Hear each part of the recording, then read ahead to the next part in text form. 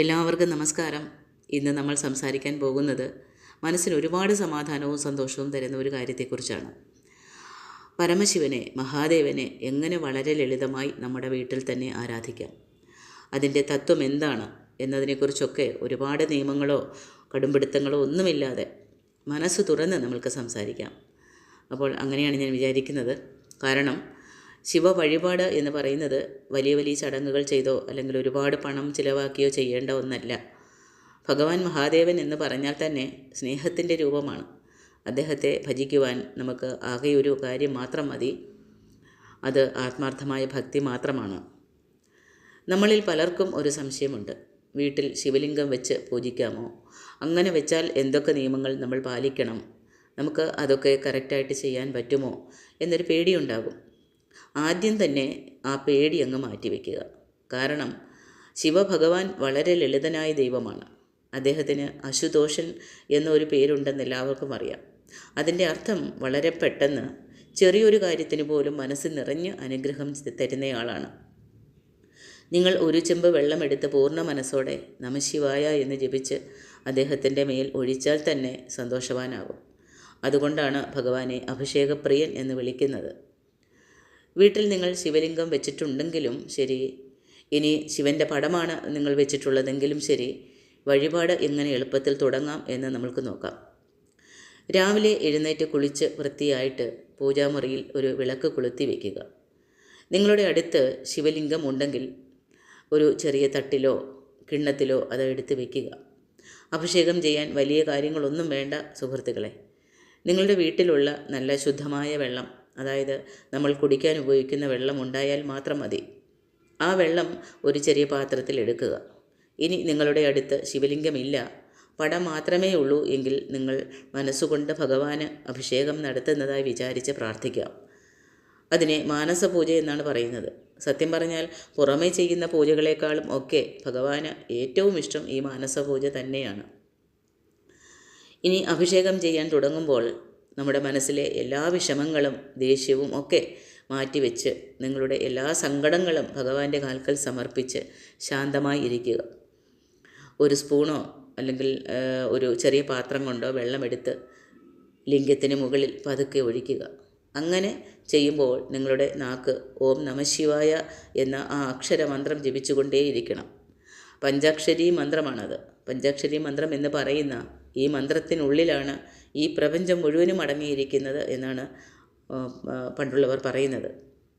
നിങ്ങൾ വെള്ളമൊഴിച്ച് അഭിഷേകം ചെയ്യുമ്പോൾ നിങ്ങളുടെ മനസ്സിലുള്ള അഹങ്കാരം, ദേഷ്യം, കുശുമ്പ് ഇങ്ങനെ തുടങ്ങിയ എല്ലാ അഴുക്കുകളും ആ വെള്ളത്തോടൊപ്പം തന്നെ നിങ്ങളെ വിട്ടുപോകുന്നതായിട്ട് മനസ്സുകൊണ്ട് വിചാരിക്കണം. ഇതാണ് അഭിഷേകത്തിൻ്റെ യഥാർത്ഥ തത്വം. നമ്മുടെ ശരീരത്തെയും നമ്മുടെ മനസ്സിനെയും ശുദ്ധീകരിക്കുന്ന ഒരു വഴിയാണിത്. നിങ്ങളുടെ കയ്യിൽ സൗകര്യമുണ്ടെങ്കിൽ, അല്ലെങ്കിൽ അന്ന് പ്രദോഷം, ശിവരാത്രി തുടങ്ങിയ വിശേഷ ദിവസങ്ങളാണെങ്കിൽ ഈ വെള്ളത്തോടൊപ്പം തന്നെ മറ്റ് ചില സാധനങ്ങൾ കൂടി വെച്ച് അഭിഷേകം ചെയ്യാം. ഉദാഹരണത്തിന് പശുവിൻ്റെ പാല്, തൈര്, തേൻ, ഇളനീര്, ചന്ദനം, ഭസ്മം ഇതൊക്കെ ഉപയോഗിക്കാം. പക്ഷേ ഞാൻ വീണ്ടും പറയുകയാണ്, ഇതൊക്കെ ഉണ്ടായാൽ മാത്രമേ ശിവൻ സ്വീകരിക്കൂ എന്ന് വിചാരിക്കരുത്. ഒന്നുമില്ലാത്തപ്പോൾ ഒരു ചെമ്പ് വെള്ളം മാത്രം മതി. നമ്മൾ സമർപ്പിക്കുന്ന ഓരോ പദാർത്ഥത്തിനും ഓരോ ഫലമുണ്ടെന്നാണ് പറയുന്നത്. പാൽ അഭിഷേകം ചെയ്താൽ ആയുസ് കൂടും, തൈരാണെങ്കിൽ സന്താന ഭാഗ്യമുണ്ടാകും, തേനാണെങ്കിൽ ഇനിയുള്ള ജീവിതം മധുരമുള്ളതാകും, ചന്ദനം ചെയ്താൽ ഐശ്വര്യം വരും, ഭസ്മമാണെങ്കിൽ നമ്മുടെ പാപങ്ങളെല്ലാം നീങ്ങും. അങ്ങനെ നിങ്ങൾ ചെയ്യുന്ന ഓരോ അഭിഷേകത്തിന് പിന്നിലും മനോഹരമായ അർത്ഥങ്ങളുണ്ട്. അഭിഷേകം എല്ലാം കഴിഞ്ഞതിന് ശേഷം നല്ല ഒരു വൃത്തിയുള്ള തുണി കൊണ്ട് ശിവലിംഗത്തെ പതുക്കെ തുടച്ചെടുക്കുക.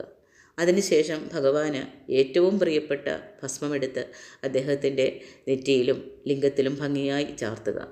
ഭഗവാന് ഭസ്മം എന്തുകൊണ്ടാണ് ഇത്ര ഇഷ്ടമെന്ന് നിങ്ങൾക്ക് അറിയാമായിരിക്കും അല്ലേ? ഈ ലോകത്തിലുള്ള എല്ലാം ഒരു ദിവസം നശിച്ച് ചാമ്പലാകും, ഒന്നും ഇവിടെ ശാശ്വതമല്ല എന്ന ഈ പ്രപഞ്ച സത്യം നമ്മളെ ഓർമ്മിപ്പിക്കുന്നതാണ് ആ ഭസ്മം. ആ ഭസ്മം നമ്മൾ നെറ്റിയിൽ തൊടുമ്പോൾ നമ്മുടെ ഉള്ളിലെ അഹങ്കാരവും ഇല്ലാതാകും. ഭസ്മം ചാർത്തിയതിനു ശേഷം ശിവഭഗവാന് ഏറ്റവും ഉചിതമായ ഇല ഏതാണെന്ന് നോക്കിയാൽ അത് കൂവളത്തിൻ്റെ ഇലയാണ്. അതായത് ഒരൊറ്റ കൂവളത്തില പൂർണ്ണ മനസ്സോടെ ഭഗവാന്റെ കാൽക്കൽ സമർപ്പിച്ചാൽ അത് കോടി പുണ്യത്തിന് തുല്യമാണ്. നിങ്ങളുടെ വീടിൻ്റെ അടുത്ത് കൂവളത്തില കിട്ടുമെങ്കിൽ അത് വാങ്ങി അർച്ചന ചെയ്യുക. ഇനി അതില്ല എങ്കിൽ സാധാരണ കാണുന്ന തുമ്പപ്പൂവോ തെച്ചിയോ അല്ലെങ്കിൽ നിങ്ങളുടെ വീട്ടിൽ വിരിയുന്ന ഏത് പൂവാണെങ്കിലും ശരി, അത് വെച്ച് പ്രാർത്ഥിക്കാം. പൂക്കളൊന്നും കിട്ടിയില്ലെങ്കിൽ പോലും കുഴപ്പമില്ല.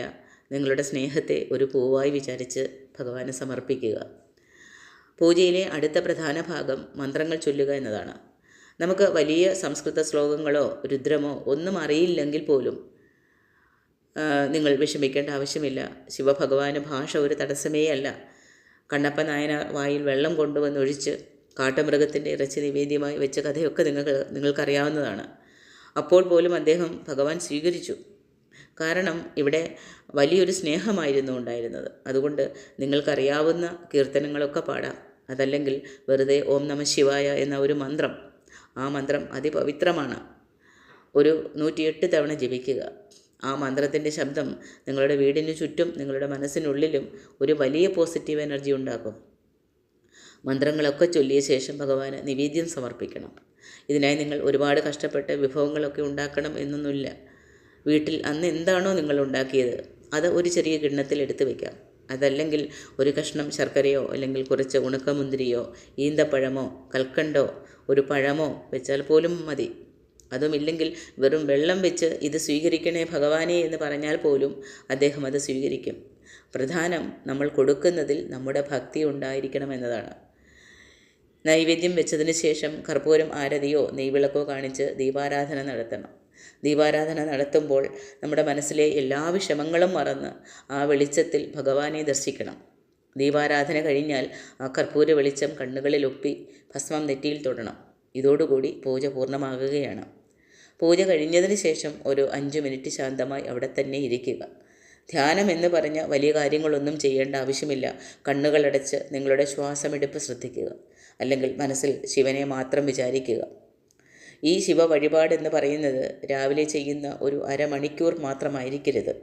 നിങ്ങൾ ജോലിക്ക് പോകുമ്പോഴും ബസ്സിലിരിക്കുമ്പോഴും നിങ്ങൾ പാചകം ചെയ്യുമ്പോഴും എന്തിന് നടക്കുമ്പോൾ പോലും മനസ്സിനുള്ളിൽ നമഃശിവായ എന്ന് ജപിച്ചുകൊണ്ടേയിരിക്കാം. ഇങ്ങനെ ചെയ്യുമ്പോൾ നിങ്ങളുടെ മനസ്സ് ആവശ്യമില്ലാത്ത ഭയം, ഉത്കണ്ഠ, ദേഷ്യം ഇതിൽ നിന്നെല്ലാം മാറി എപ്പോഴും ശാന്തമായ ഒരു അവസ്ഥയിലായിരിക്കും. ശിവ വഴിപാടിൽ തിങ്കളാഴ്ച ദിവസം വളരെ വിശേഷപ്പെട്ടതാണെന്ന് നമ്മൾക്ക് എല്ലാവർക്കും അറിയാം അല്ലേ? അന്ന് നിങ്ങൾക്ക് സാധിക്കുകയാണെങ്കിൽ വിശന്നിരിക്കുന്ന ആർക്കെങ്കിലും ഒരു നേരം ഭക്ഷണം വാങ്ങി നൽകാം. കാരണം മനുഷ്യരെ സേവിക്കുന്നത് തന്നെയാണ് യഥാർത്ഥത്തിൽ ദൈവത്തെ സേവിക്കുന്നത്. വെറും വിഗ്രഹങ്ങളിൽ മാത്രം ഭഗവാനെ കാണാതെ ചുറ്റുമുള്ള സഹജീവികളിലും ഭഗവാനെ ദർശിക്കാൻ ശീലിക്കുന്നതാണ് ഒരു യഥാർത്ഥ ശിവ വഴിപാട്. വിശേഷ ദിവസങ്ങൾ എന്ന് നോക്കിക്കഴിഞ്ഞാൽ പ്രദോഷ ദിവസം വളരെ പ്രധാനപ്പെട്ടതാണ്. ഈ സമയത്ത് ശിവക്ഷേത്രത്തിൽ പോയി തൊഴുകയോ വീട്ടിലിരുന്ന് പ്രാർത്ഥിക്കുകയോ ചെയ്താൽ നമ്മുടെ ജീവിതത്തിലെ സകല ദോഷങ്ങളും ദാരിദ്ര്യവും ഒക്കെ മാറുമെന്നാണ് വിശ്വാസം. അതുപോലെ തന്നെ മാസശിവരാത്രിയുണ്ട്, വർഷത്തിലൊരിക്കൽ വരുന്ന മഹാശിവരാത്രിയുണ്ട്. ഇതെല്ലാം ശിവ വഴിപാടിന് ഏറ്റവും ഉത്തമമായ ദിവസങ്ങളാണ്. അപ്പോൾ അവസാനമായി എനിക്ക് പറയാനുള്ളത് ഒന്ന് മാത്രമാണ്. ഭഗവാനെ ആരാധിക്കാൻ നമുക്ക് വലിയ യോഗ്യതയോ അറിവോ പണമോ ഒന്നും ആവശ്യമില്ല. നിങ്ങളുടെ മനസ്സ് ശുദ്ധമായി വയ്ക്കുക. പരമാവധി ആർക്കും ഒരു ദ്രോഹവും ചെയ്യാതെ ഇരിക്കുക. ജീവിതത്തിൽ വരുന്ന കഷ്ടപ്പാടുകളെ ഭഗവാന്റെ പ്രസാദമായി കണ്ട് മുന്നോട്ട് പോകുക. നിങ്ങളുടെ ജീവിതം ഒരുപാട് മനോഹരവും ശാന്തവുമായിട്ട് മാറും. ഭഗവാൻ എപ്പോഴും നിങ്ങളുടെ കൂടെ ഉണ്ടാകും. ഈ ലളിതമായ ശിവ വഴിപാട് നിങ്ങളും നിങ്ങളുടെ വീട്ടിൽ ചെയ്തു നോക്കുക. ആ ഈശ്വരൻ്റെ അനുഗ്രഹം പൂർണ്ണമായി നേടാൻ പ്രാർത്ഥിക്കുന്നു. ഇത്രയും നേരം ഇത് കേട്ടിരുന്ന എല്ലാവർക്കും എൻ്റെ ഹൃദയം നിറഞ്ഞ നന്ദി. അപ്പോൾ ഇന്ന് നമ്മൾ സംസാരിച്ച ഈ ലളിതമായ ശിവ വഴിപാട് നിങ്ങളുടെ മനസ്സിനൊരു ചെറിയ ശാന്തതയെങ്കിലും തന്നു എന്ന് ഞാൻ വിശ്വസിക്കുന്നു. ഭക്തി എന്ന് പറയുന്നത് പേടിച്ച് ചെയ്യേണ്ട ഒന്നല്ല. അത് ശിവഭഗവാനോട് നമുക്കുള്ള ഒരു സൗഹൃദമാണ്, സ്നേഹമാണ്. നിങ്ങളുടെ വീട്ടിലും ഇന്നു മുതൽ വളരെ ലളിതമായി ഒരു ചെമ്പ് വെള്ളവുമായി നിങ്ങളുടെ ശിവ വഴിപാട് തുടങ്ങുക. നിങ്ങളുടെ ജീവിതത്തിൽ ഉണ്ടാകുന്ന നല്ല മാറ്റങ്ങൾ നിങ്ങൾ ഇന്ന് തന്നെ അനുഭവിച്ച് മനസ്സിലാക്കുക. അപ്പോൾ ഈ വീഡിയോ നിങ്ങൾക്ക് ഇഷ്ടപ്പെട്ടെങ്കിൽ നിങ്ങളുടെ ആത്മീയ സുഹൃത്തുക്കൾക്കും കുടുംബാംഗങ്ങൾക്കുമൊക്കെ മറക്കാതെ ഷെയർ ചെയ്യുക. അവരും ഈ ലളിതമായ വഴികളൊക്കെ മനസ്സിലാക്കട്ടെ. നിങ്ങൾ വീട്ടിൽ ശിവനെ എങ്ങനെയാണ് ആരാധിക്കാറുള്ളത്? നിങ്ങൾക്ക് ശിവനോടുള്ള അനുഭവം എന്താണ്? ഇതൊക്കെ താഴെയുള്ള കമൻറ്റ് ബോക്സിൽ എന്നോട് പങ്കുവയ്ക്കുക. ഞാനും വായിച്ച് മനസ്സിലാക്കാം അത്. അപ്പോൾ ഇതുപോലെയുള്ള മറ്റൊരു മനോഹരമായ വീഡിയോയുമായി ഞാൻ നിങ്ങളുടെ മുന്നിൽ പെട്ടെന്ന് തന്നെ എത്തിച്ചേരും. അതുവരേക്കും നിങ്ങളിൽ നിന്നും വിട പറയുന്നു. എപ്പോഴും മനസ്സിൽ നമഃശിവായ മന്ത്രം മുഴങ്ങട്ടെ. എല്ലാവർക്കും നല്ലത് വരട്ടെ. ശിവഭഗവാൻ എല്ലാവരെയും അനുഗ്രഹിക്കട്ടെ. വളരെയധികം നന്ദി. നമസ്കാരം. ഓം നമഃശിവായ.